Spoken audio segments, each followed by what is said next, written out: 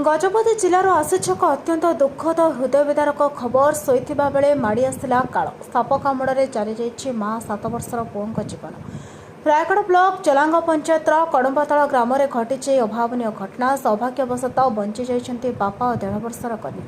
गतकाली राति कड़म्बातल ग्रामर अजय कुमार बड़ रहित पत्नी ललिता बयस 30 वर्ष 7 वर्षर पुओ अमित और 1.5 वर्षर झील घरे शोइथिले। ए समय दुईटी रणा साप घर भितर पशि ललिता पुओ अमित को कामुड़ी देइथिला। जंत्रणा माँ पुओ छटपट हो चित्कार कर अजय निद भांगी से देखा बेलू घर भितर दुईटी रणा साप बुलुवा देखा पाई।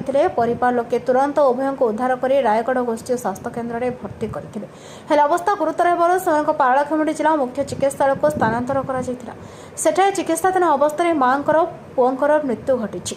अलपटे अजय 1.5 वर्ष झी अल्पके वर्ती जाइछन्ते। घटना पर समग्र कड़म्बातल ग्राम में गभीर शोकर छाया खेली।